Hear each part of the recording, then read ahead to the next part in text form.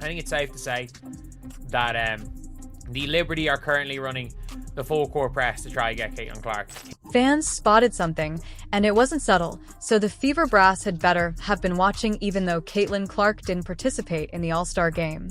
With Liberty actress Sabrina Ionescu, Caitlin was being more than simply a brief smile and handshake. They appeared to be inseparable on the court. Then Caitlin's Instagram reply to Sabrina's post went viral, sending both fan bases into a frenzy. The question is now present everywhere. Is Caitlin being recruited to New York by Sabrina? Is Caitlin attempting to transport Sabrina to Indiana? In any case, it appears that something is about to happen. There are signs everywhere. Furthermore, the Fever Brass must use caution once again since although in any case, Caitlin will prevail, this might make or ruin their franchise. Now, let's discuss what transpired and who is most likely to move. But first, if you believe Caitlin and Sabrina will perform together soon, please like this video. If you don't, leave a comment. Sabrina then shared a picture from the All-Star game. When one of her sat next to Caitlin Clark in the heated locker room, Caitlin responded while appearing completely at ease. That single remark sparked a flurry of conjecture. Was it more calculated or just pleasant banter? Because supporters had already observed how frequently the two were partnered in media clips, warm-ups, even while the game is being played. Additionally, Sabrina intercepted a wayward ball that was going toward Caitlin on the bench in a now viral moment. That wasn't just a kind gesture to Clark's supporters. It appeared to be leadership. Sabrina was behaving like a seasoned pro. Additionally, it is evident that they truly respect one another. In order for Caitlin to sit in the front row of the team photo prior to the All-Star game, Sabrina actually relinquished her seat. Although it's a modest gesture, it conveys a lot. Since Sabrina knew that this game was being played on Caitlin's home field, she chose to move even though she wasn't required to.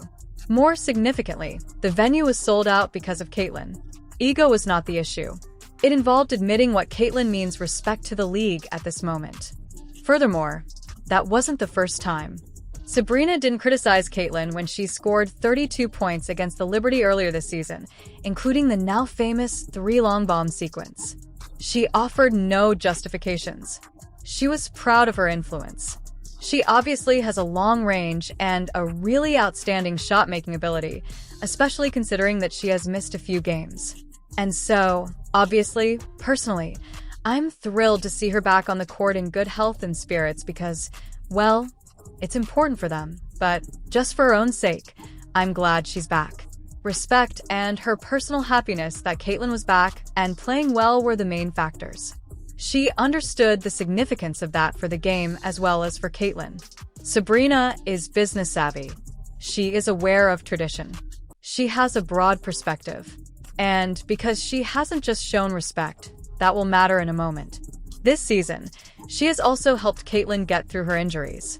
She has great range, and her ability to get her shot off is really impressive, especially with missing some games. And so obviously on a personal level, I'm really happy to see her back out on the court, healthy, feeling good, because obviously it's important for them, but just for her, I'm happy she's back. Once more, it goes beyond simply being amiable. Sabrina has demonstrated the qualities of a friend, mentor, and someone who sincerely wants Caitlin to be successful, both mentally and physically. She has made an effort to support her during the difficult stretches, the strain, and the injuries. This is not just a competition. There is a strong sense of respect and a sincere wish for Caitlin to succeed. And that is significant because Caitlin Clark receives that sort of support in the WNBA.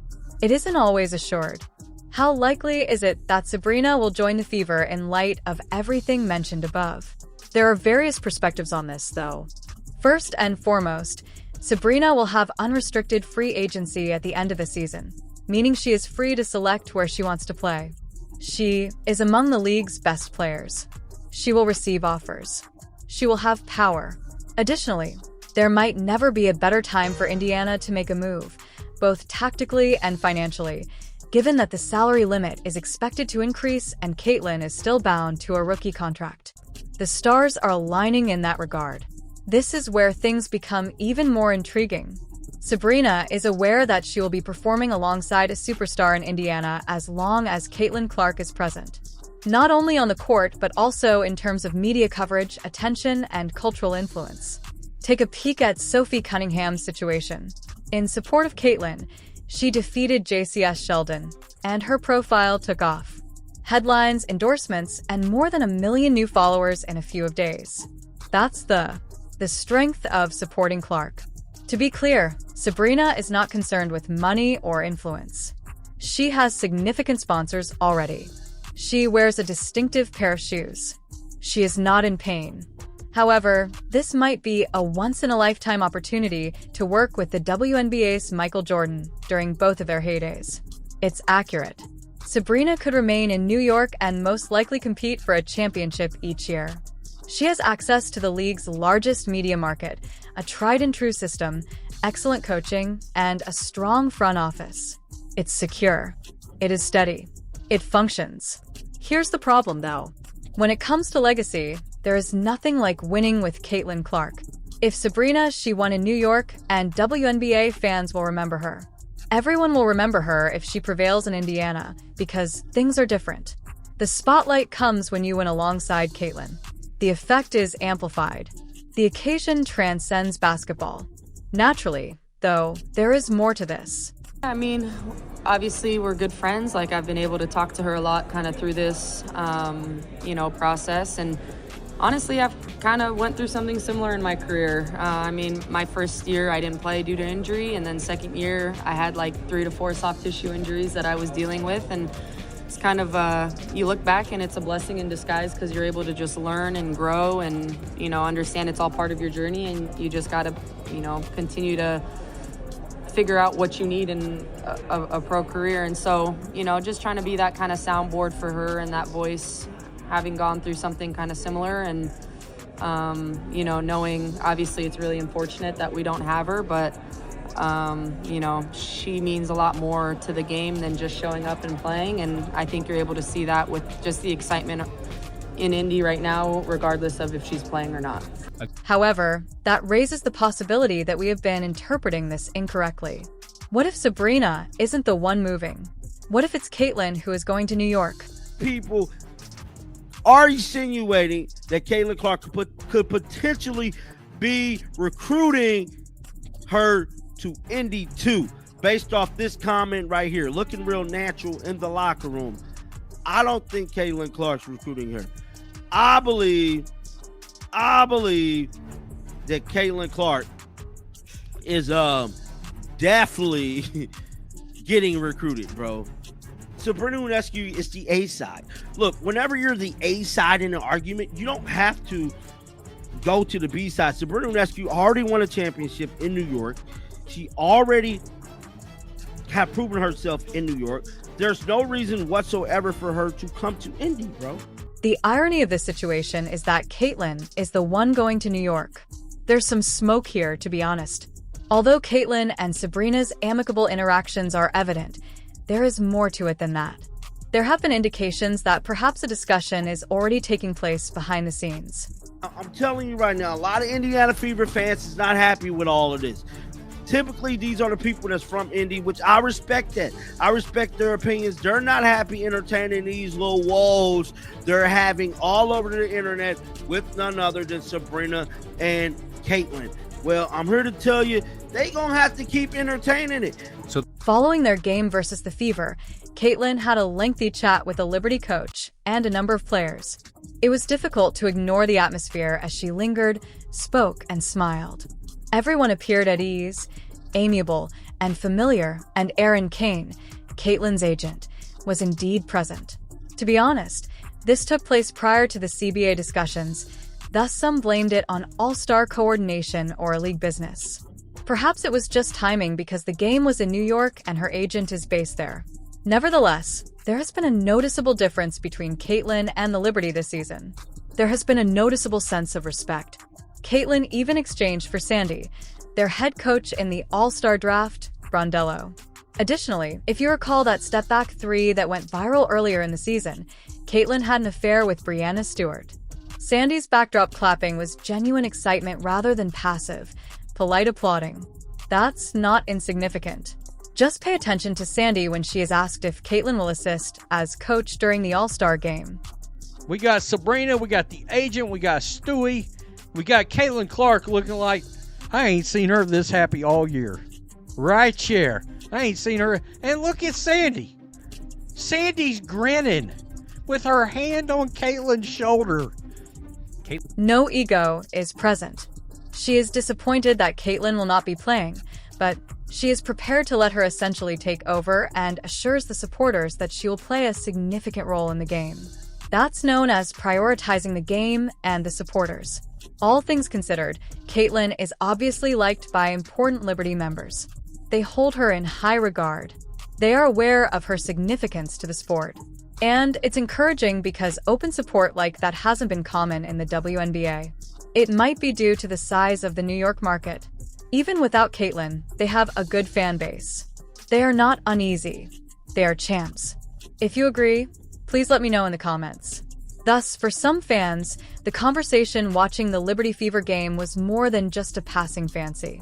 It seemed like a first step, a potential indicator of something more to come. A cracked door that is remaining open, rather than a move at this time. Obviously, Caitlin Clark out of the game, but she's expressed her desire to help you out. From the coaching perspective, have you gotten anything about maybe her traits as a coach? Yeah, not yet. No, obviously unfortunate about Caitlin's not into this game, but she's going to still have a great impact on this team. I will give the coaching hat to her as much as she wants, to be quite honest. So, we're going to play around with it a little bit. It'll be fun to... I think you've seen it with the Fever. She's been very active on the sideline when she wasn't playing, so we'll utilise that as well. Furthermore, it wasn't just Sabrina in the All-Star game. Everyone seemed to be getting along with Caitlin.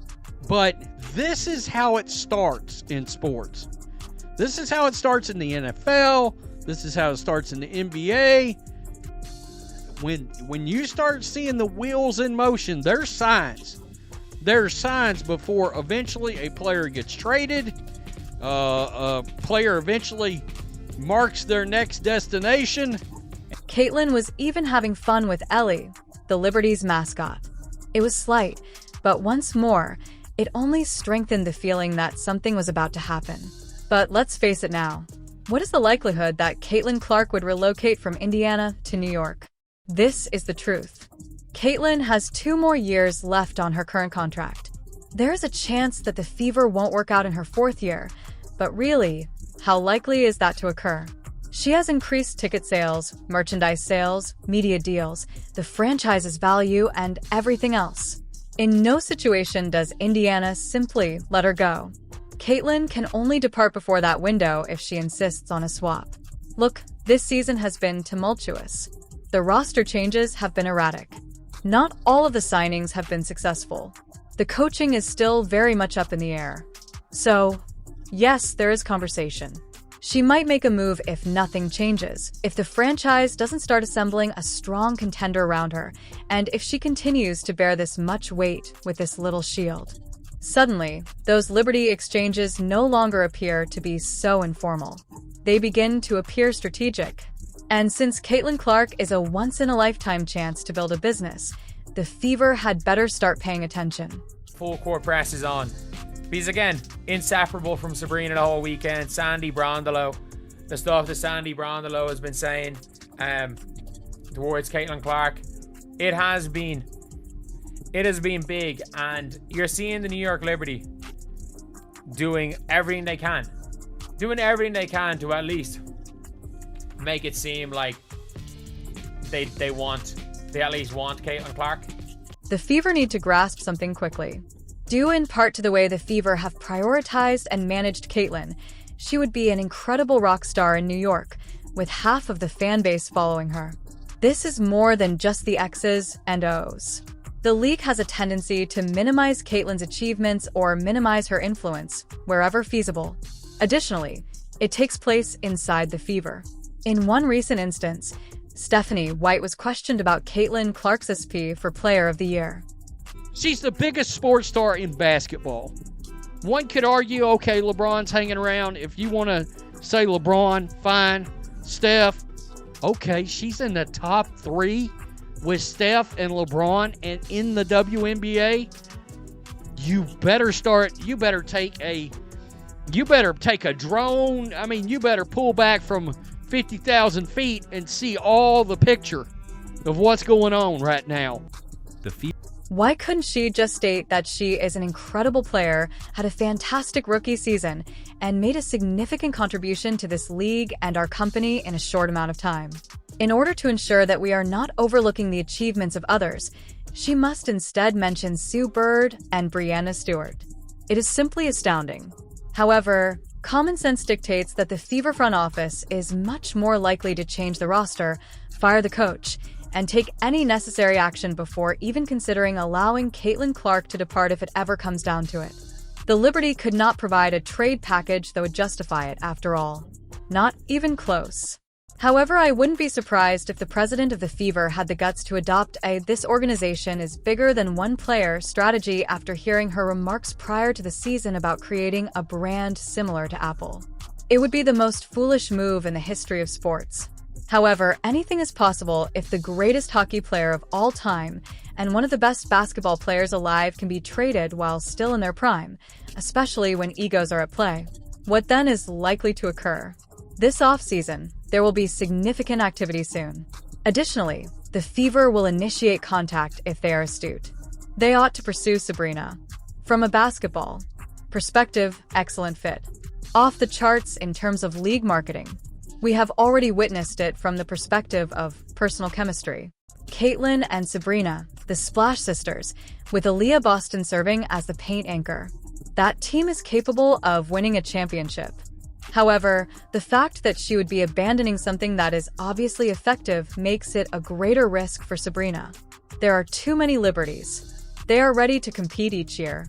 Additionally, Sabrina doesn't have to accept a maximum contract because she has the endorsement money, and it's typical for players to sign for less in order to chase rings, even though they have many big names to pay. Perhaps this isn't about the present. Perhaps this is only the beginning, sowing the seeds for the next 2 years. Because Caitlin isn't leaving in the next 2 years, barring a power move, everything hinges on how much Sabrina wants to play with her. Who knows, though? They might wind up in a completely different place. Perhaps the Golden State, where Sabrina hails. However, in all honesty, Caitlin would flourish in New York, where the company is a proven winner and the lights are brightest, since that ecosystem is capable of supporting and nurturing a player like her. It will be intriguing to observe whether the Fever persists in her. Please share your predictions in the comments section. Thank you for